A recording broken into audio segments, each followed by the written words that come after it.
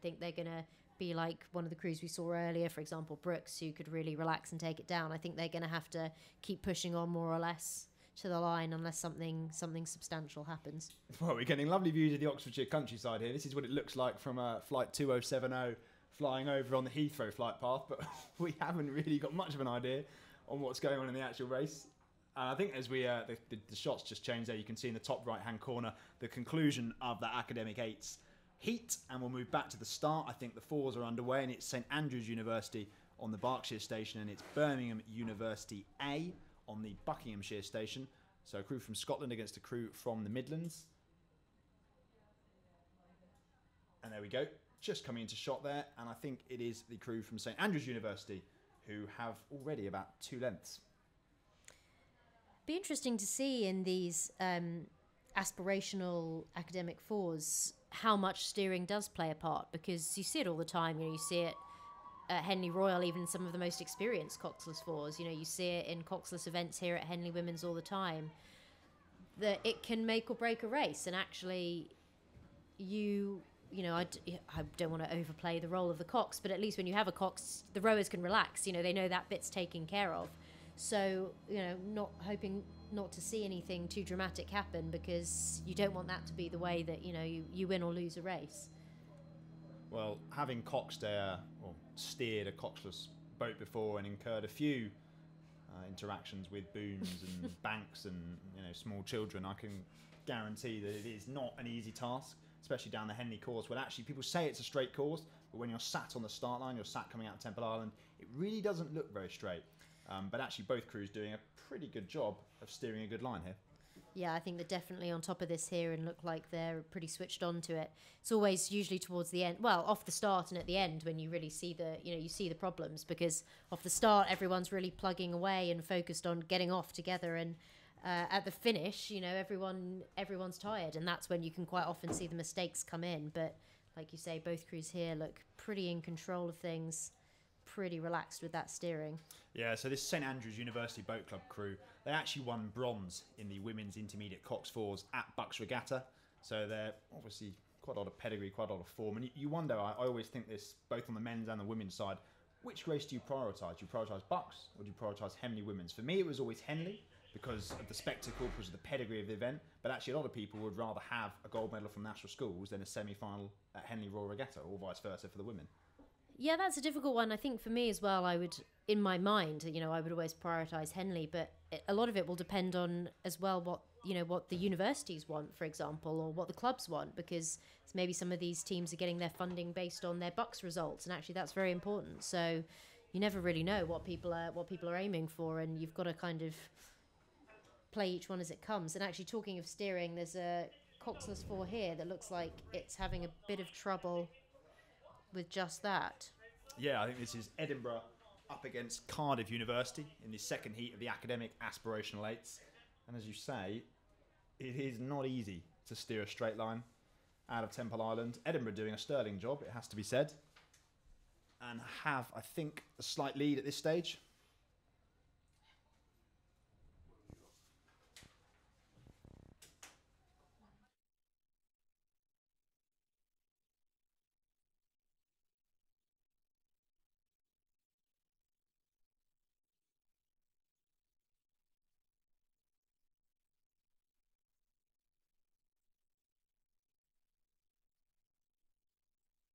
Yeah, okay. Yeah, I didn't know whether you wanted to do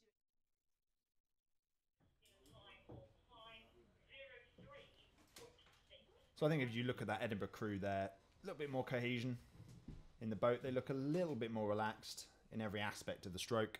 And I think that's paying dividends here. As they make their way down the course, they've got about a length on the crew from Cardiff. I actually think as I look at the send from the stroke, I think actually Edinburgh have a little bit more horsepower on board. Perhaps some slightly bigger ergos, that always comes into it. Somewhere along the line, people always tell me that ergos don't float, but they certainly do make a difference. Horsepower and the ability to actually move a boat from a standing start. And as Edinburgh pass us in the commentary booth, they've got about 3 lengths on the crew from Cardiff.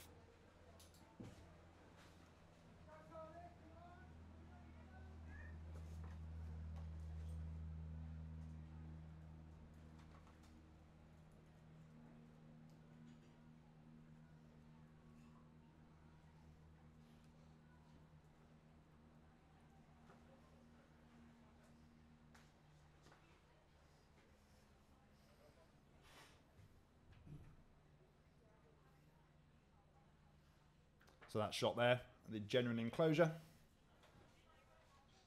Fervently expectant faces of the waiting crowd, who I'm sure will be cheering both crews on, but particularly the Edinburgh boat, who have taken their rate down a few pips, enjoying the what has become a high rate paddle in the Henley sunshine. Out on the Buckinghamshire station, passing Fawley Court. That's a lovely sight to see. For anybody who wears the light blue and black of Edinburgh University Boat Club, they have established complete control over this heat of the academic aspirational fours, and I think barring any late disasters, we'll be progressing through to the next round where they could come up against, well, I think it was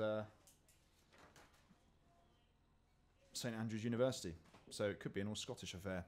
In the next round, we don't know how the draw works out at this stage, but we will update you. Results will be coming through as and when we have them, and we will feed back on some of the final results. We appreciate that obviously the shots that we get jump over from the sort of the conclusions of one race to the beginning of the other, but we're trying to keep in contact with everything that's going on here at Henley Women's Regatta, and we'll have a full set of racing for you from now until about 6:30 this evening. But as we look at the screen, we can see on the top right-hand corner the conclusion of the Edinburgh-Cardiff contest, and we're moving on to the third heat of the academic aspirational fours, and it's Newcastle University on the Berkshire station and Bristol University on the Buckinghamshire station.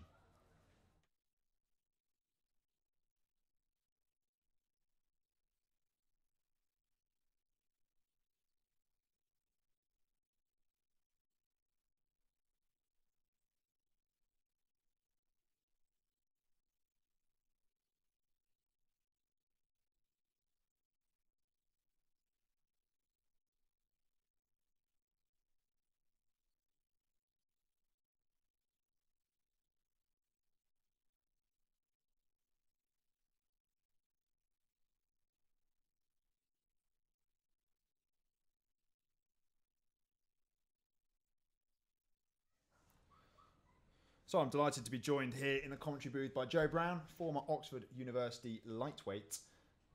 Joe knows a fair bit about the student scene and two powerhouses of the student circuit in Bristol and Newcastle at this stage, and a pretty good race, it has to be said. There's about half a length between the two crews. Of course, Newcastle with lots of pedigree and lots of history, and perhaps not an awful lot of ability to work their rudder, because they are towing a very dangerous line on the Berkshire station, but have about a quarter of a length at this stage.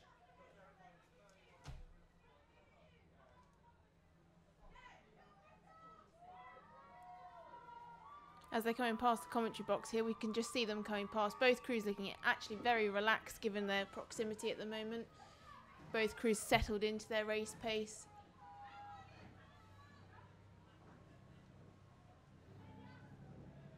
Newcastle maybe looking a little bit more relaxed. You say settled there, Joe. I suppose when the crews are so close to each other, can you ever really settle? Well, I think at that point you've got to remember that, you know, you're only at the start of your race plan. You've got to keep your head in your own boat and work to the plan that you've set yourself when you're that close to the other crew. And that they are very close to each other. It has to be said. Absolutely. Bristol have come right across, and they're in danger here of being warned away. I mean, our shots are showing them I think they've just started moving away now. Yeah, I think they've... Of course, when the crews are so close to each other in terms of distance between bow ball and bow ball, it looks exacerbated, but Bristol are pushing Newcastle right across, and you have to say now, if Newcastle were to crash... You would say that there's definitely been some... I mean, I would say Bristol are definitely out of their own water now, but we obviously can't hear the umpire, but I'm sure that they... Yeah, I can see the flag now that it's definitely being warned.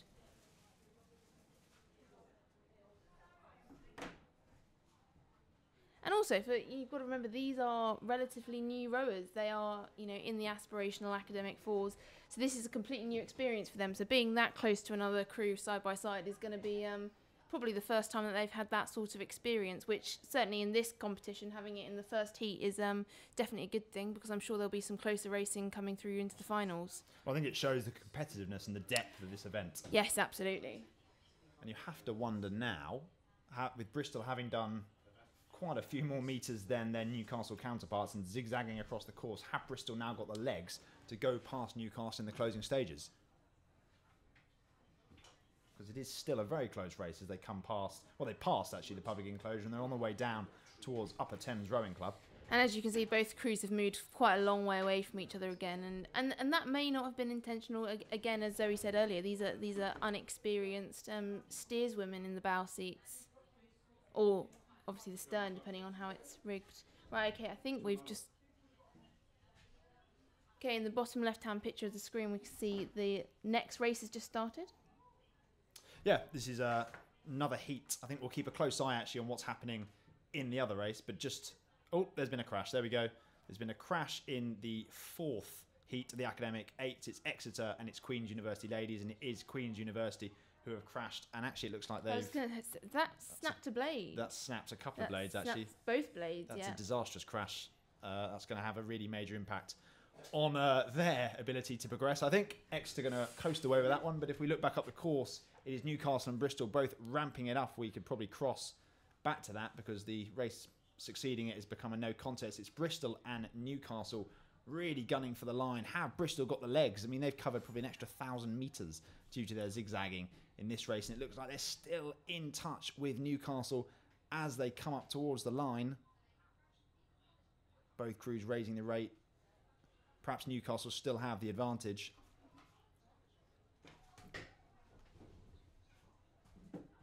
Both crews remaining remarkably composed going into the final stages of this race, given how close it's been all the way up. But I think, as you said, they were just raising the rate at the end there. And we haven't quite seen the finish of that race. Be interesting to see how close it was at the finish line.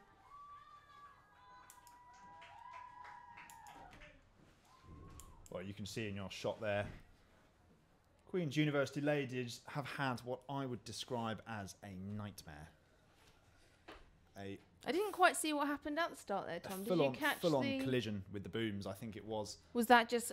did it come straight off the start, or was it a steering correction that was a little bit overcorrected? Well, perhaps an overzealous steering correction, perhaps a lack of experience of steering on the Henley course, because it is less straight than a lot of people think it is as you sort of look down from the bow seat. It's quite hard to tell, but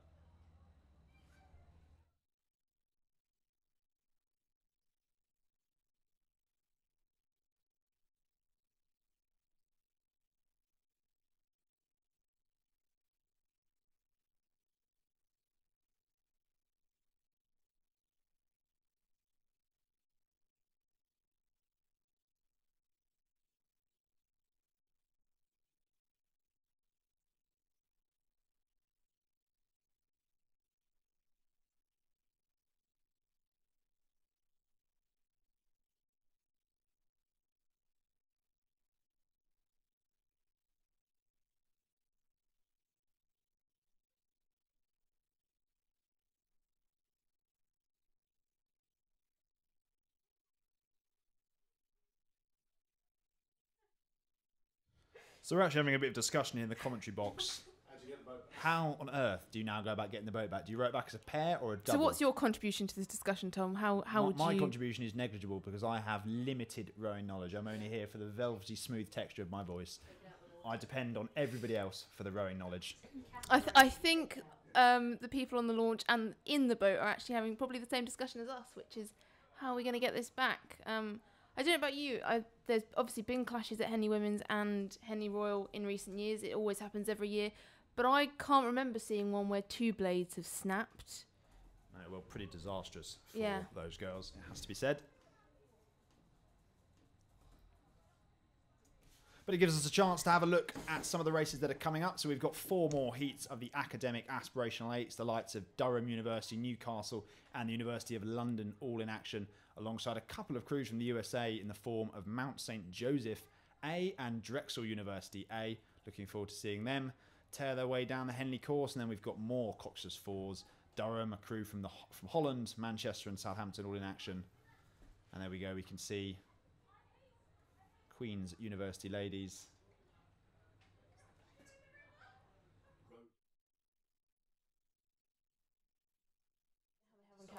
Well, Zoe, who is for the record an Olympic silver medalist, has actually produced a very good point in that both their blades on one side, I believe that to be stroke side, no, bow side blades have all been smashed, and that's what stabilises the boat. So there is a strong possibility at the moment of them tipping in. And I tell you, I've just noticed the 2.8 sitting at the start.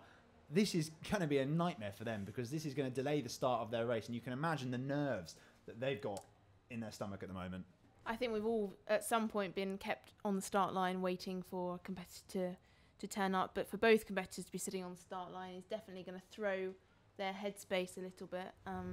And again, as Zoe said earlier, it's you have to prepare for all of these things. So they will have had to have spoken about what's going to happen if we're kept on the start, what's going to happen if our competitor turns up late. And all of those sorts of things are things that you can mentally prepare for